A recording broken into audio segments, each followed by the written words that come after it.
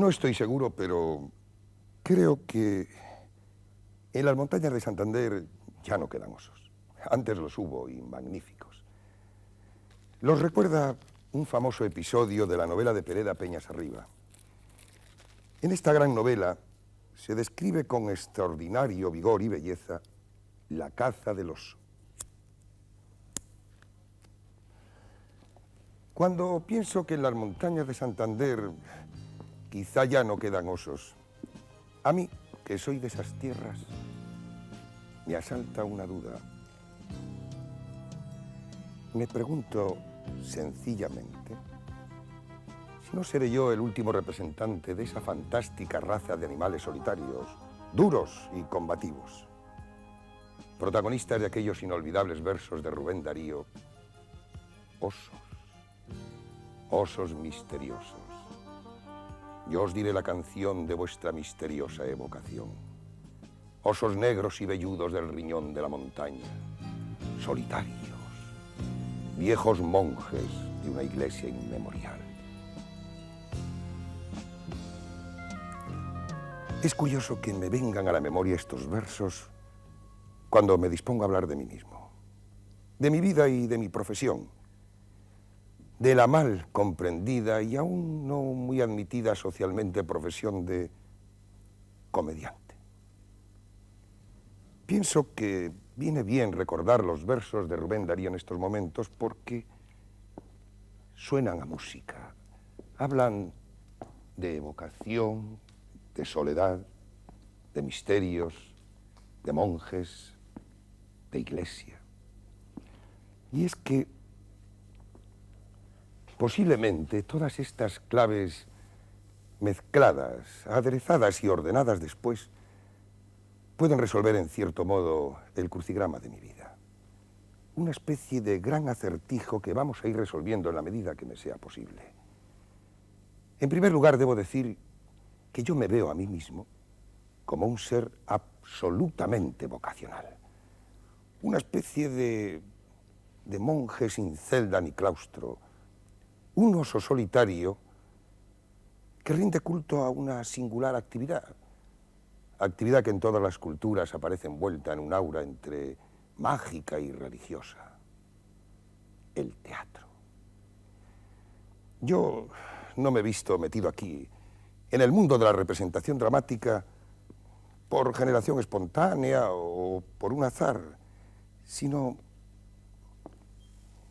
por un impulso que desde muy niño me brotaba de dentro. Por eso les hablaba de vocación. Para componer este programa hemos seleccionado una pequeña parte de lo que ha sido mi trabajo en televisión española. Son 14 obras, 14 personajes que abarcan desde el casi legendario Boris Godunov, el gran luchador, forjador de dinastías, hasta una obra de hoy, elucubrante y cerebral, escrita por James Joyce. Se titula Exiliados. Vamos a ver en primer lugar Boris Godunov, de Pushkin. Boris es el hombre elemental que ha acumulado en sí un gran poder y que se encuentra solo, enfrentado a su propio destino. Cuando hubo hambre y este gemía e imploraba, ordené abrir los depósitos del trigo y repartirles el oro de nuestras arcas. Busqué nuevas fuentes de trabajo. ¿Y qué recompensa obtuve? Es un maldito opresor, decían. Nos echa carnaza para que no muramos, puesto que nos necesita. Cuando el fuego destruyó sus hogares, ordené construirles nuevas viviendas, pero fue también inútil, porque me acusaron de haber provocado el incendio. He aquí el juicio de la plebe. Es inútil esperar su amor. Nací en Torrelavega hace 51 años. Y mi vocación fue tan temprana que ya de pequeño quise escaparme de casa con una agrupación de niños cantores que pasaron por mi pueblo representando zarzuelas. Y entonces empezaba a sentirme atraído por el embrujo y la música de las palabras. Sí, al principio solo era eso, la música de las palabras. Aquel primer intento de huida mía se parece a lo que cuenta Santa Teresa cuando decidió marchar a tierra de moros en busca del martirio y la santidad. Claro que lo que yo buscaba no era la santidad y, por supuesto, mucho menos el martirio. Era, no sé, quizá pensarán ustedes que la fama o el dinero. Pues no, ni lo uno ni lo otro. Me buscaba a mí mismo, pero fuera de mí. Me buscaba en los otros personajes, en todos los personajes en los que habría de desarrollarme, de completarme. El Per Jean de Ibsen puede darnos un poco la clave de esa intuitiva búsqueda de mi personalidad. No sé si conocen ustedes la obra. Per Jean es el eterno fugitivo, el solitario descontento que camina tras de su propia identidad. El hombre que se sabe con virtudes, pero a la vez mal acabado, mal hecho, insatisfecho consigo mismo. Ignora cuál es su verdadera imagen. Claro que yo desconfío mucho de las personas que se sienten satisfechas de sí mismas. Creo que son un auténtico peligro social. Vamos a ver, en primer lugar, a Per Jean de joven, cuando inicia la gran aventura de su vida. ¡Sé cabalgar por los aires! Y pasaré cabalgando como la tempestad sobre vuestras cabezas. Y la comarca entera se arrodillará ante mí. ¡Está loco de remate! ¡Fanfarrón! ¡Hueca! ¡Espera que venga el herrero! Entonces sí que volarás, pero a golpe. Oye, Pierre, ¿es cierto que sabes cabalgar por los aires? Sé hacerlo todo, Matt. No te figuras de lo que soy capaz. Solveig. Menos mal que has venido. Suéltame. ¿Por qué? Eres demasiado travieso. Travieso es el reno macho cuando se acerca el verano. Ándame, muchacha, no se acerca. No me atrevo. ¿Pero por qué? Porque has bebido. ¡Ay, si pudiera matarlos a todos! ¿Puedes ayudarme a entrar donde está encerrada mi novia? ¿Tu novia? Bueno, desde hoy es mi mujer, pero no quiere verme. Se ha encerrado en el granero. Tendrás que arreglártela solo. Espera. Me desprecias porque parezco un vagabundo, ¿verdad? Eso no es cierto. No pareces un vagabundo. Sí que lo parezco. Y además estoy bebido, pero lo hice adrede. Anda, ven. No, ahora me atrevo menos. ¿Te da miedo tu padre? Responde. ¿O es tu madre la que te da miedo? ¿No quieres contestarme? Déjame en paz. ¡No! Puedo transformarme en duende, ¿lo sabías? Esta noche a las 12 estaré al pie de tu cama. Cuando oigas un bufido, no será el gato, no, seré yo que te sacaré la sangre y a tu hermana me la comeré y te morderé las piernas y...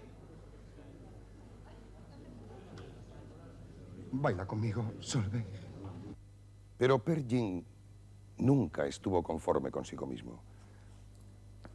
Por eso continuó caminando hasta hacerse viejo, hasta llegar a la muerte sufriendo el mismo vacío que descubriera ya en su primera juventud.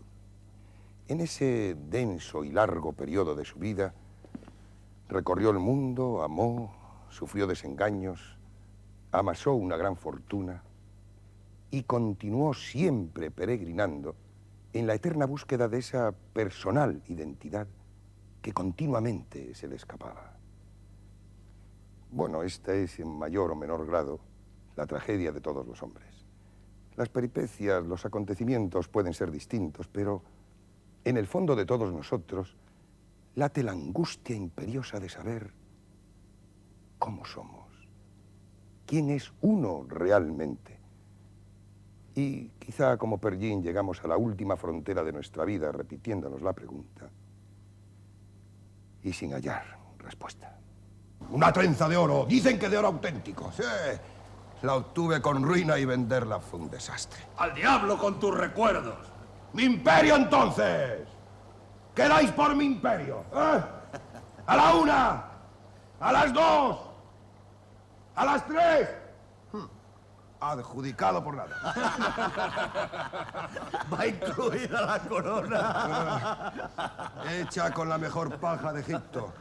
También subasto por último las canas de un loco y las barbas de un profeta. Lo daré al que me enseñe en algún sitio un poste donde diga: el camino es este. Buen hombre, a juzgar por cómo te comportas, me parece que tu camino es el que lleva a la cárcel. Muy posible, señor alcalde. Pero usted, que es la autoridad, dígame, ¿quién es ese Peer Gynt del que se hablaba? Pues dicen que era un mal narrador. Vamos, lo que se llama un cuentista. Algo así. Mezclaba todo lo grande con todo lo bello y se lo atribuía a sí mismo. ¿Y dónde está ahora ese extraño personaje? Se fue a otras tierras. Ya hace mucho que le ahorcaron. ¿Le ahorcaron? Estaba seguro. El difunto Peer Gynt fue el mismo hasta el último momento. Lo que sí admiro de Peer Gynt es su caudal fabuloso de experiencias vitales y su permanente desasosiego en busca de su verdad. Pero yo quizá termine como ese gran Cyrano de Bergerac, que después de pasarse la vida luchando contra la injusticia, contra el error, contra la ignorancia, contra la envidia, al final muere luchando contra su propia muerte. Sí, tampoco yo estoy dispuesto a entregar voluntariamente la espada, a rendirme sin condiciones frente a la última y gran aventura. Y quizá, como el gran Cyrano de Bergerac, me batiré con mis propias tinieblas hasta el último aliento. Todo. El laurel y la rosa. Pero quédame una cosa que quitarme no podréis. El fango del deshonor jamás llegó a salpicarla. Y hoy, en el cielo, al dejarla las plantas del Señor, he de decir sin empacho que ajena a toda vileza fue dechado de pureza siempre. Y es...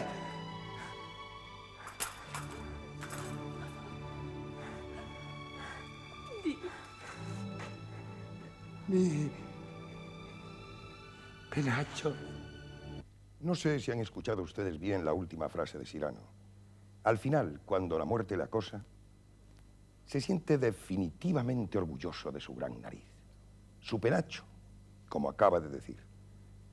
Para mí, mi penacho es mi teatro. De lo demás, bueno, ya iremos hablando de lo demás. Vamos a ver ahora la famosa escena del balcón, oculto en las sombras de la noche, suplantando la personalidad del hermoso Cristián para poder decirle a su amada imposible los más bellos versos de amor. Todas aquellas que ocurrir se me puedan, las más bellas ofreceros intento, como de flores apretado ramo. Yo os quiero, yo me ahogo, yo sediento estoy de tu hermosura. Yo te amo. No puedo más. Deliro, desfallezco, que entero me robaste el albedrío. Esto es amor. Oh, sí. Este sentimiento triste y reconcentrado del amor más violento tiene todo el furor desesperado. Y egoísta no es. Yo te lo fío. Ah, no. Que por tu bien diera yo el mío. Os hablo y me escucháis. Oh, vos, mi dueño, ¿no es esto demasiado? ¿No es un sueño? Sí. Vos tembláis cual hoja entre las hojas. Sí, tú tiemblas, mi bien. Pues yo he sentido de ese balcón entre las verdes tramas, de tu mano el temblor que ha descendido del jazmín a lo largo de las ramas. Prefiero, cuando hablo de mis personajes, referirme a ellos en tercera persona y olvidarme de mí. Trato de no ser Julio Núñez haciéndole Cyrano. Procuro desaparecer, ignorarme a mí mismo y que los espectadores me ignoren también. Difícil intento. Verán, cuando me ofrecen un personaje lo contemplo exclusivamente de una manera profesional.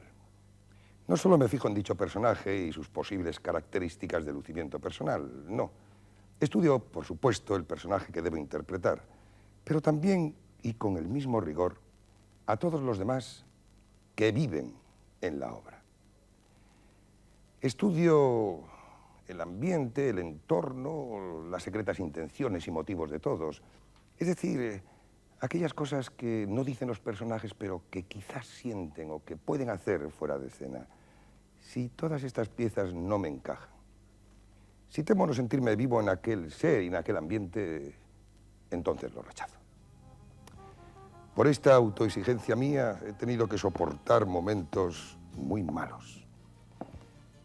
He llegado a pasar hambre muchas veces y también he llegado a desmayarme en plena calle. Y todo por no ceder, por no enrolarme en una empresa en la que no creía, para hacer unas obras mediocres que chocaban de lleno contra mis más íntimas convicciones. En una de estas, digamos voluntarias, malas rachas económicas, un buen amigo y un gran actor ya desaparecido, Vicente Mañó, me presentó a Hipólito de Diego, director de doblaje. Y gracias a Hipólito de Diego entré en el doblaje de películas, que es una rama de la profesión muy difícil, por cierto. Desde entonces resuelvo mi economía doblando películas. Es decir, pongo mi voz a otros actores. Ah, mi voz. Mi voz, con la que también he tenido problemas. En 2 ocasiones tuve serios problemas con mi voz y pude resolverlos gracias a 2 intervenciones quirúrgicas fenomenales que realizó el doctor Rafael García Tapia. A él, al que nunca estaré lo suficientemente agradecido, debo el que pueda seguir hablándoles y pueda seguir trabajando. Y si hay que romper la voz, pues se rompe. Aunque con ello se vaya deteriorando poco a poco algo de mi persona. Pero para eso estamos en el mundo, para derrocharnos a nosotros mismos en el trabajo y en el amor. Y ya que me han visto en 3 interpretaciones de personajes fantásticos con caracterizaciones difíciles, vamos a ver ahora una obra actual, realista, bastante dura. Seguramente ustedes la conocen, por lo menos de oídas. Su autor, Arthur Miller, es ya un clásico.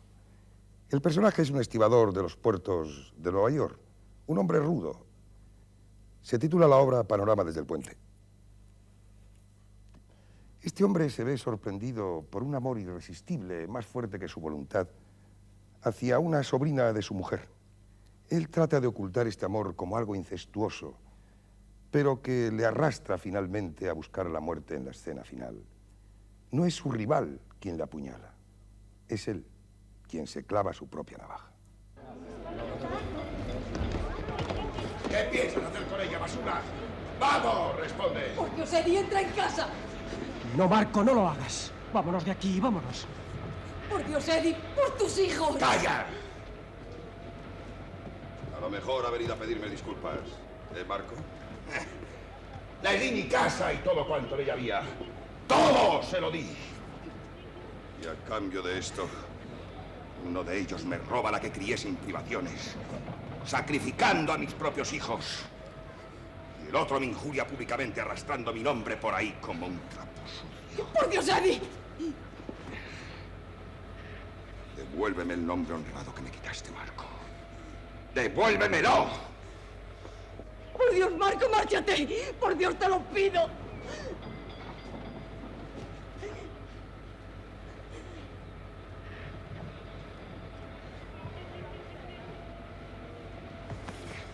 Vas a ponerte de rodillas, mala bestia.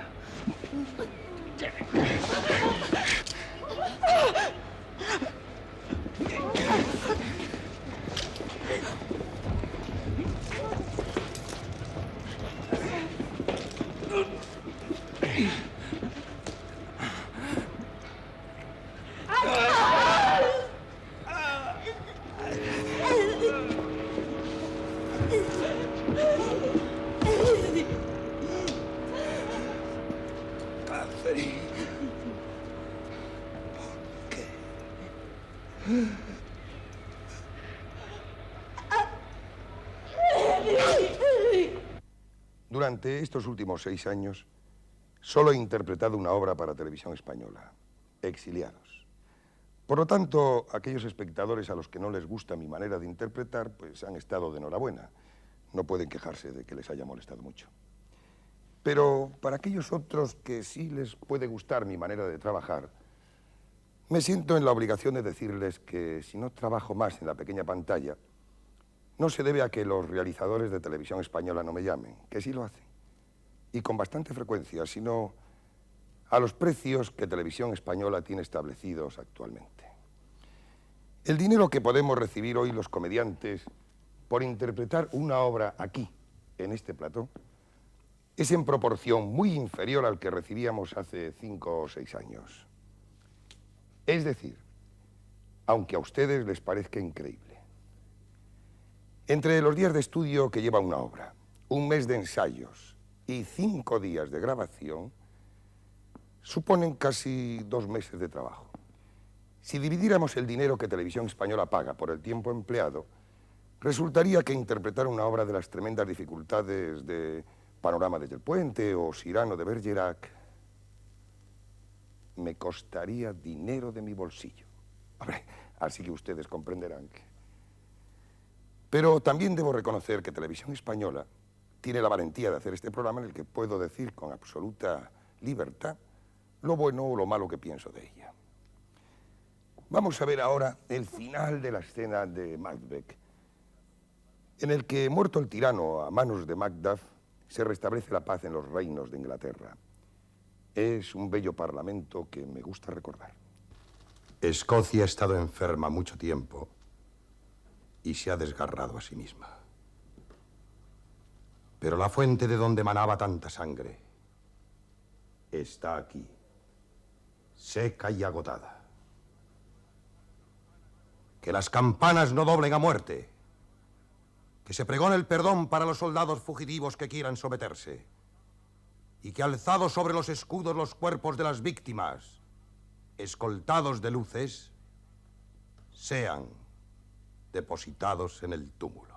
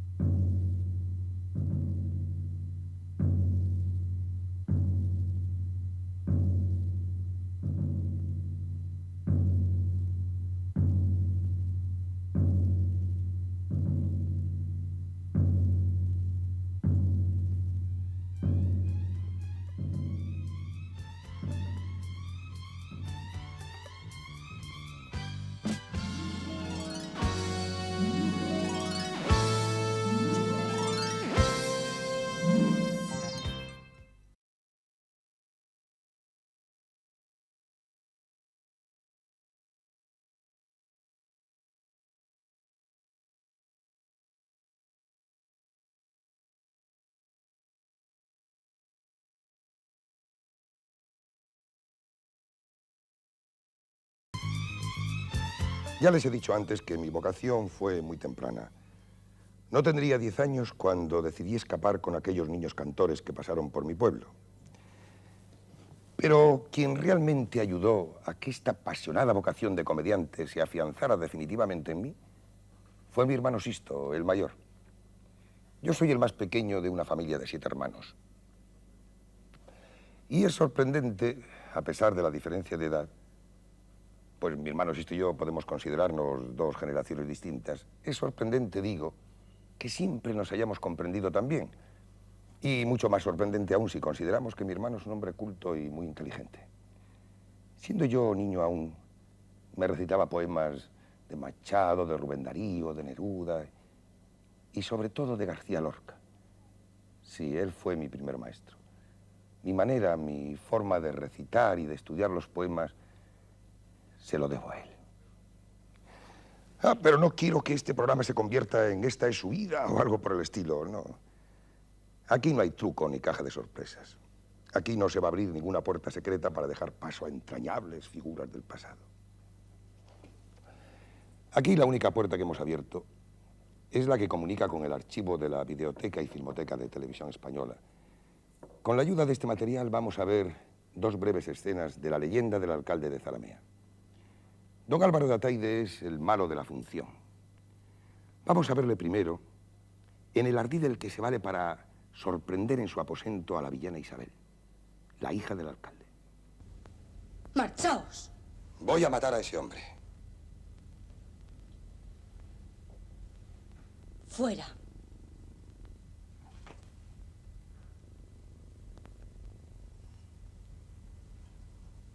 No solo vuestra hermosura es de rara perfección, pero vuestro entendimiento lo es también. No seáis estúpido. Y escuchemos ahora a don Álvaro de Ataide cómo explica y justifica su actitud y su gusto por las mujeres, aunque sean villanas. En ese gusto por las mujeres creo que estamos todos los hombres de acuerdo. Bueno, casi todos.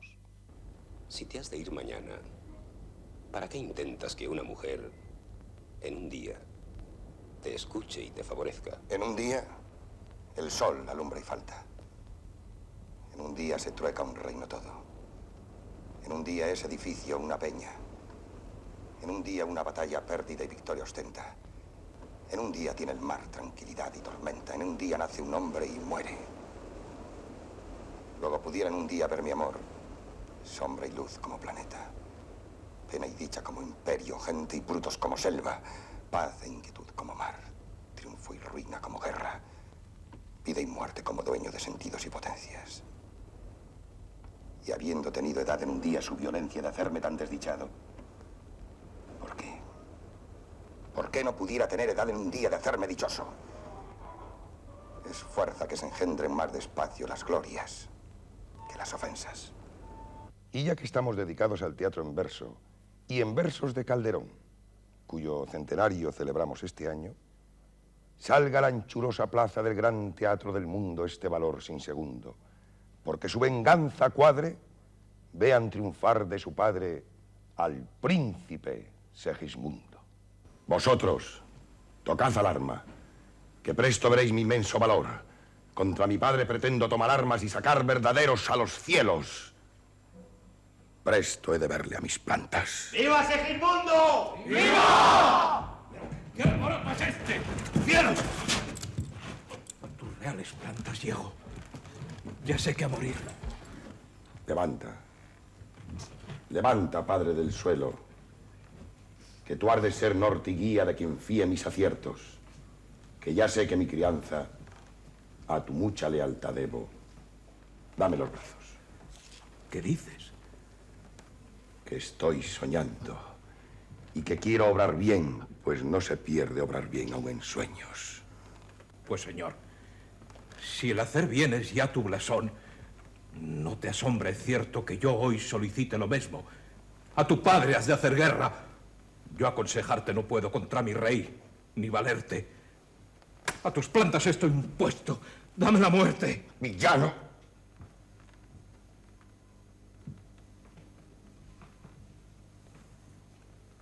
Clotaldo, vuestro valor os envidio y agradezco. Idos a servir al rey, que en el campo nos veremos. 1000 veces tus plantas beso.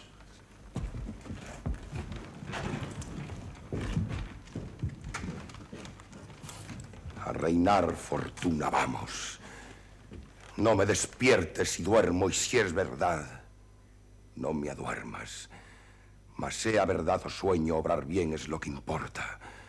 Si fuera verdad, por serlo. Si no, por ganar amigos para cuando despertemos. Y no podía faltar un recuerdo a otro de los grandes de nuestro siglo de oro. El monstruo de la naturaleza, como le llamó Cervantes, Lope de Vega. Se trata de una de sus obras más analizadas y discutidas, pero sin duda de las más sorprendentes, por ese aire un tanto misterioso y tal vez surrealista que rodea la muerte del desdichado y valiente caballero. Aquí recoge Lope una leyenda popular que alude a la rivalidad de dos pueblos, Medina del Campo y Olmedo. Indudablemente, aunque Lope trasciende este enfrentamiento a un espacio poético, yo creo que en el fondo permanece la prosaica verdad. es una rivalidad de dos villas castellanas que probablemente, bueno, que me perdonen los eruditos si me equivoco, pero que probablemente, digo, es una rivalidad provocada por competencia de ferias ganaderas y discusiones sobre los lindes de pastos vecinos. Vamos a ver la muerte alevosa del noble caballero a manos de gentes de la otra ciudad, de la rival Medina. ¿Quién va? Un hombre, ¿no me ven? Deténgase. Caballeros, si acaso necesidad los obliga a pasos como estos, desde aquí a mi casa hay poco, no habrá menester dineros, que de día y en la calle se los doy a cuantos veo que me hacen honra en pedirlos. Quítese las armas luego. ¿Para qué? Para rendirlas. ¿Sabéis quién soy? El de Olmedo, el matador de los toros, que viene arrogante y necio a afrentarlos de Medina. El que deshonra a don Pedro con alcahuetes infames. Si fuera de Salomenos noble vosotros, allá pues tuvisteis tanto tiempo me hablárades, y no agora, que solo a mi casa vuelvo. Allá en las rejas, a donde dejastes la capa huyendo fuera bien, y no en cuadrilla a medianoche soberbios. Pero os juro, villanos, que esta estimación os debo, que aun siendo tantos sois pocos. Yo vengo a matar, no vengo a desafíos. Que entonces te matara cuerpo a cuerpo. Tírale.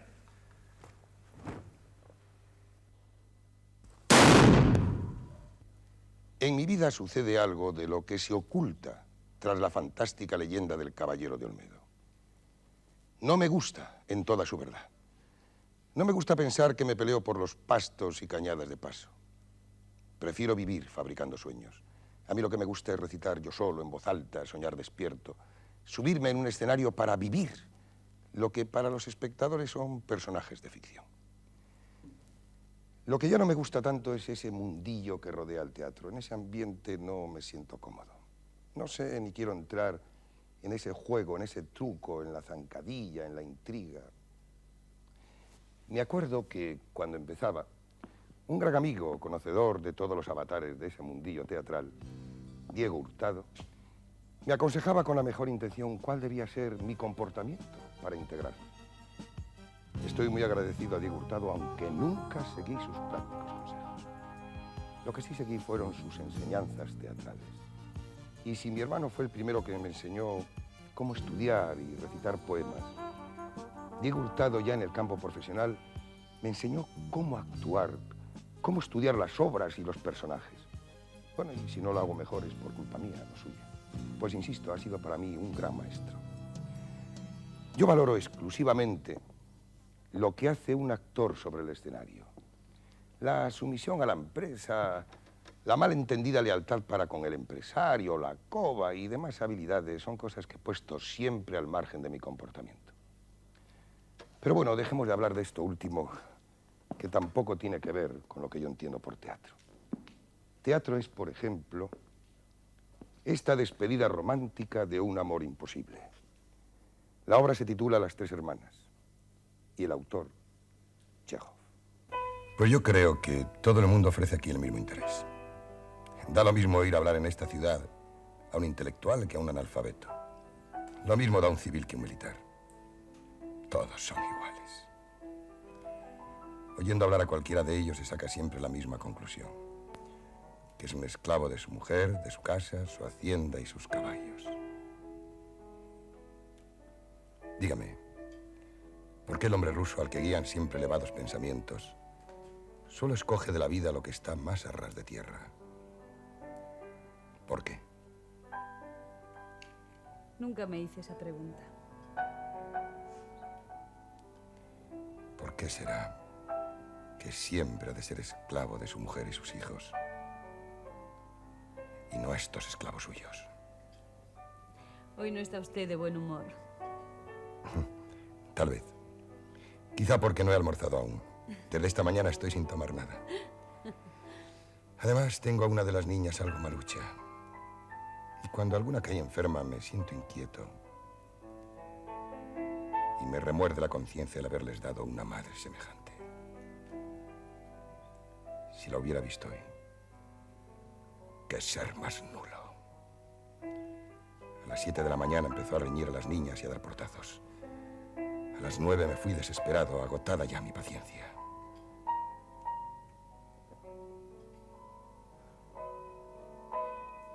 Es curioso que sea usted la única persona a la que hablo de esto y la única con quien me lamento. Pero es que no tengo a nadie fuera de usted. No se enfade conmigo. Eso que acaban ustedes de ver es teatro en el sentido más noble de la palabra. Y eso es lo que yo he amado y amo con todas mis fuerzas. Pero en el trasfondo de esa escena hay una gran desilusión. Ah, desilusión. Esa es otra de las claves de mi vida. Pues la desilusión del mundo real empujó mi vocación hacia el teatro. Sí, la desilusión. Voy a exponerles dos grandes desilusiones que he sufrido y sufro en mi vida. La primera está ocurriendo ahora, en estos momentos. La segunda, cuando yo era niño.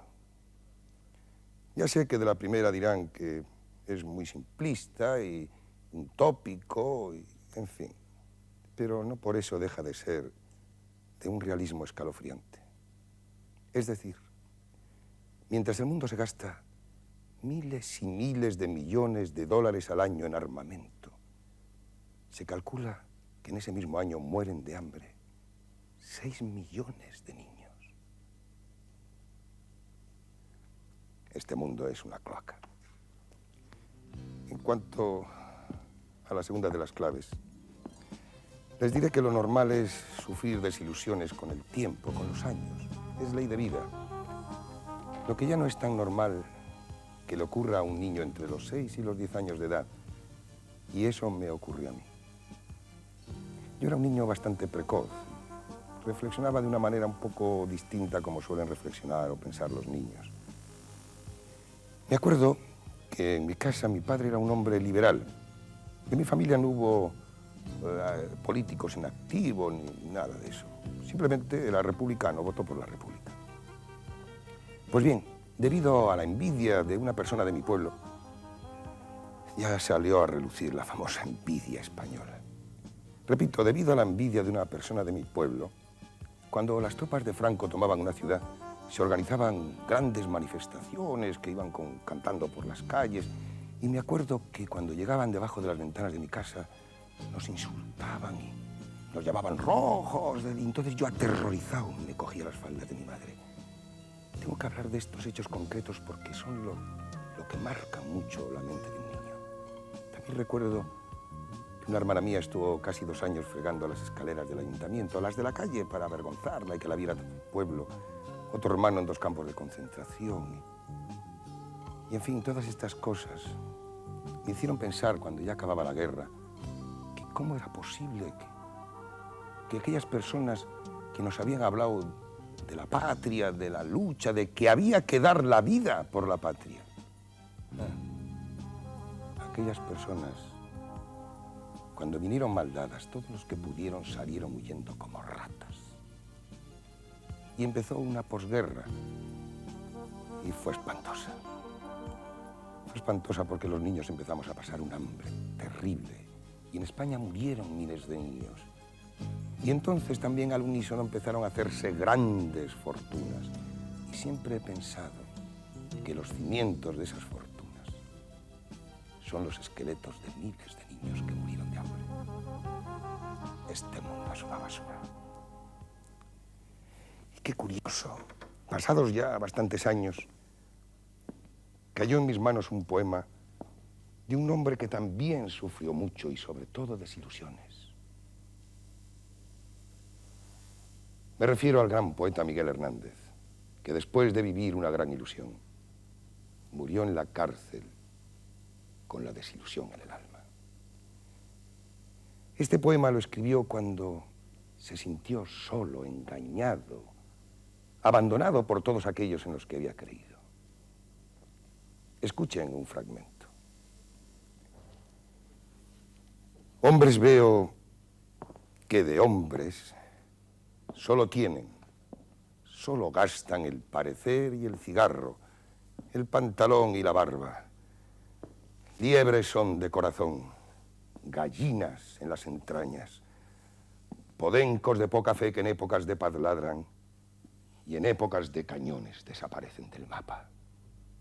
Estos hombres, estas liebres, comisarios de la alarma, cuando escuchan a 100 leguas el silbido de las balas, con singular heroísmo a la carrera se lanzan.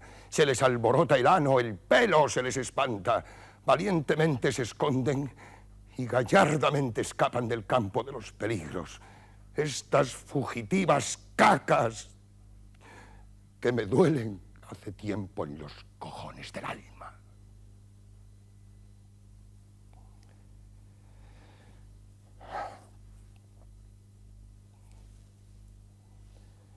Pero, bueno, en fin, mi escepticismo, tampoco crean ustedes que es total, ¿no? Creo también en el hombre, en un hombre, en ese hombre que de pronto surge con una especie de estrella fugaz y que nos trae una cierta esperanza, como el que para mí ha sido el hombre más grande que ha conocido la historia, Mao Zedong.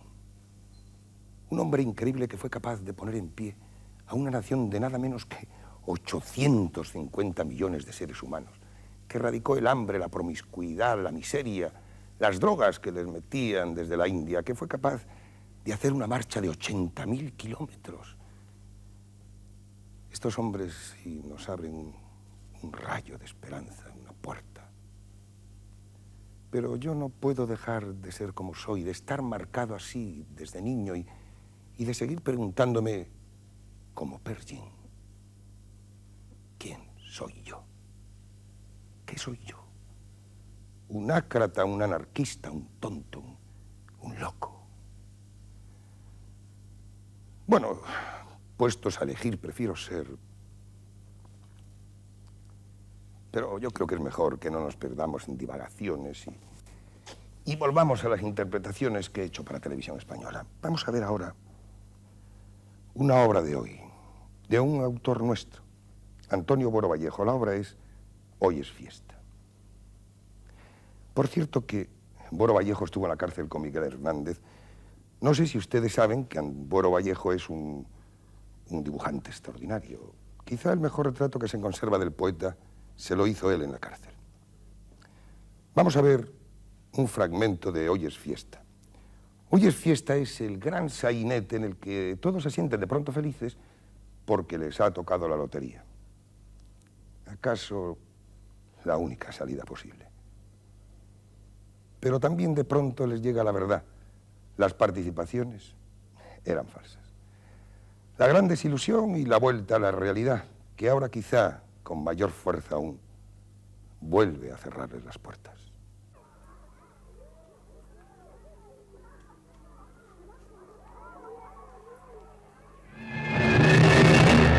¡Daniela!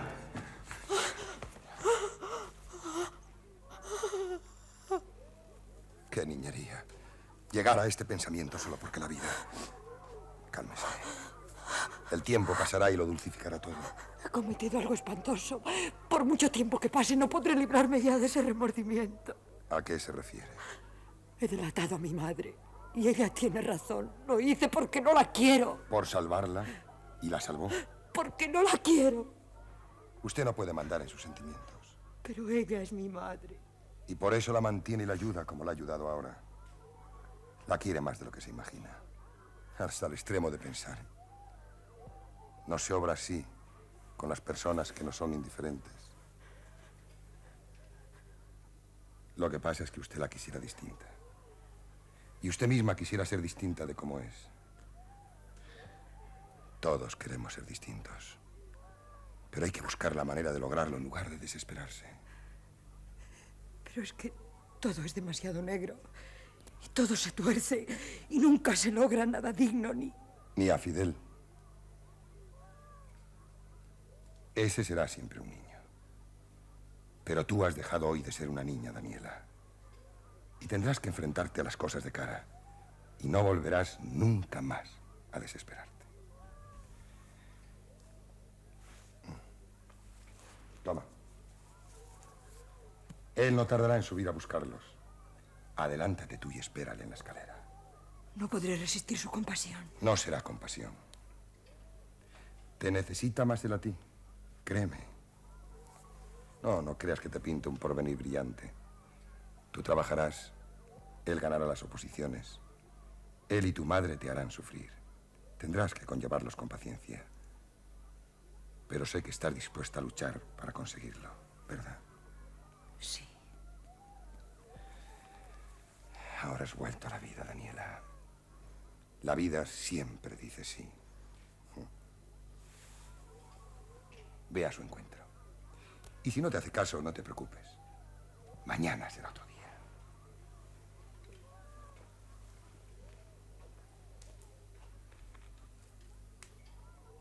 Como un padre. No sabría cómo. Te debo yo mucho más a ti. Eres como una niña que nunca debió faltarme y que me mira al fin con ojos de cariño.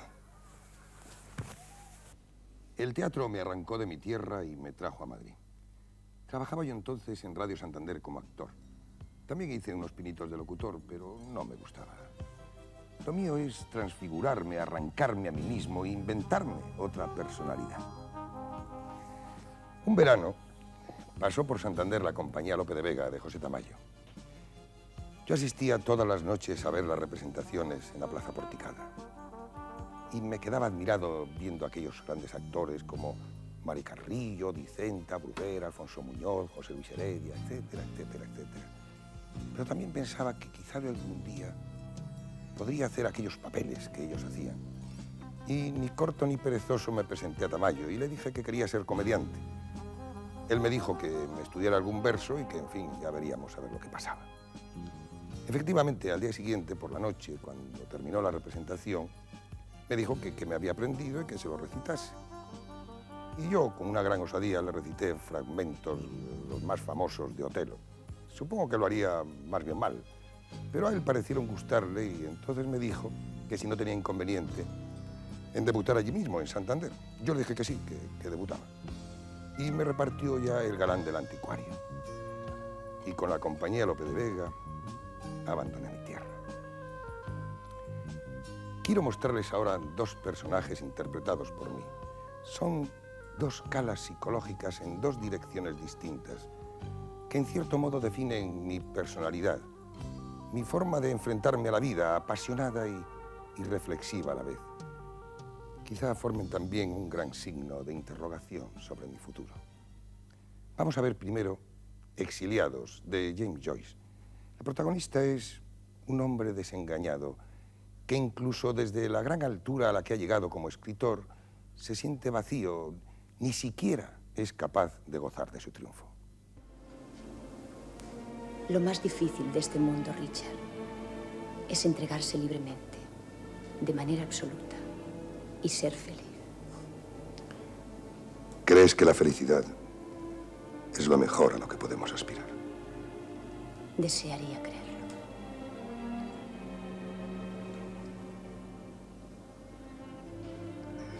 Si supieras cómo sufro en este momento. Sufro por ti, pero sufro más por mí mismo. Cómo me gustaría tener ahora la dureza de corazón que tuvo siempre mi madre. Tengo que encontrar ayuda. Tengo que encontrar ayuda dentro o fuera de mí. Y la encontraré. Y ahora, todo lo contrario. El protagonista de La Plaza de Berkeley, Peter Stendich, nos habla del pasado, del presente y del futuro vistos en continuidad, con una sola y única mirada y en una sola y única dimensión. No me dirá lo que le ocurre. Como ocurrirme, no me ocurre nada. Es algo maravilloso. Me gustaría encontrar aquí a alguien que supiera, pero no puedo. Si no podemos hablar sin utilizar palabras, ¿De qué sirve hablar cuando no encontramos las más apropiadas? Lo comprendía todo hace un momento, cuando usted me preguntaba, pero ahora ya no comprendo nada otra vez. Verá, supongamos que usted va en una embarcación siguiendo la sinuosa corriente de un río. Ve pasar las orillas ante sus ojos. Ha dejado atrás un bosque de abetos. Ahora ya no puede verlo porque lo vio antes, en el pasado. Ahora usted contempla un prado florido. Está delante de sus ojos en este preciso momento, en el presente. Pero no puede ver lo que le espera más allá de la próxima curva del río. Puede haber cosas maravillosas, pero usted no las verá hasta que no haya pasado la curva. En el futuro. ¿Comprende? Les he hablado de mi vida y de mi profesión. Pienso que tal vez a ustedes no les interese demasiado esta profesión mía de comediante, que lo es todo para mí. Ahora, al llegar al final, me hago una pregunta. ¿Qué porvenir le espera al teatro? ¿Qué porvenir nos espera a los actores, autores, empresarios? No sé. Cuando hablas con unos y con otros te enteras que los empresarios se quejan de que no hay autores que interesen, a los autores de que no hay empresarios que quieran estrenarles. En fin, un lío. Mejor dicho, el lío de siempre. En el futuro inmediato de nuestro país, en lo que pudiéramos llamar la España de las autonomías, pienso que se debería cometer una política teatral seria, consecuente con la nueva forma de Estado. Es decir, si tomamos, por ejemplo, una autonomía, Galicia, pues cada capital quizá debería tener un teatro para en él poder hacer representaciones dramáticas, y no solo representaciones dramáticas, sino también crear en él unos centros de cultura vivos. Es decir, en salas que tuviera el teatro o hasta en los mismos vestíbulos, se podrían acondicionar para celebrar exposiciones permanentes de pintura, de escultura, de cerámica, etcétera, etcétera, de los artistas autóctonos. También podrían tener una escuela de ballet, no sé, también se podría, quizá los profesores y alumnos que están acabando la carrera de música, pues dar representaciones y conciertos para los niños. Y yo creo que en muy pocos años se vería cómo esto daba unos magníficos resultados. Pero, claro, estoy haciendo conjeturas sobre el futuro y yo no soy adivino. Y no sé lo que puede pasar con respecto al teatro profesional. Quizá ocurra lo de siempre, que tenga que seguir caminando por sus propios pasos. El teatro es un enfermo grave que goza de buena salud.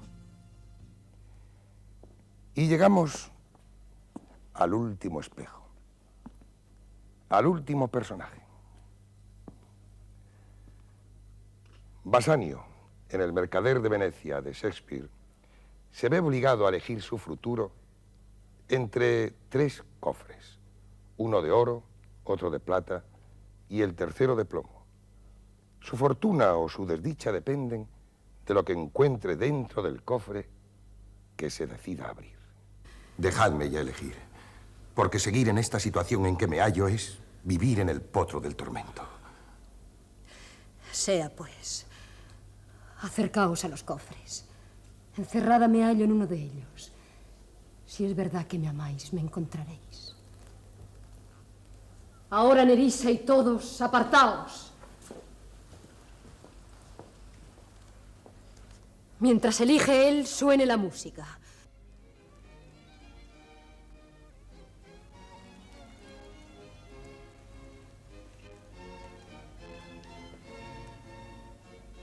¿Puede?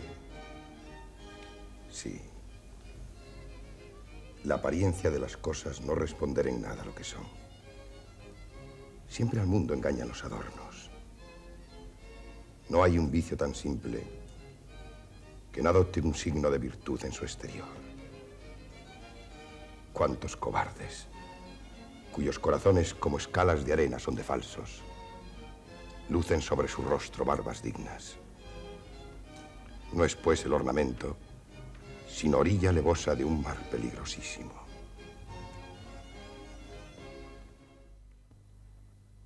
Yo también, como Bassanio, hubiera elegido el cofre de plomo.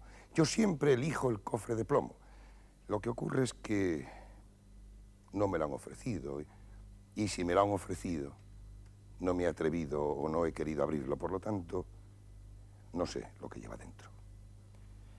Y como última de las claves que identifican mi personalidad, voy a decirles un poema de César Vallejo. Yo nací un día que Dios estuvo enfermo. Todos saben que vivo, que soy malo.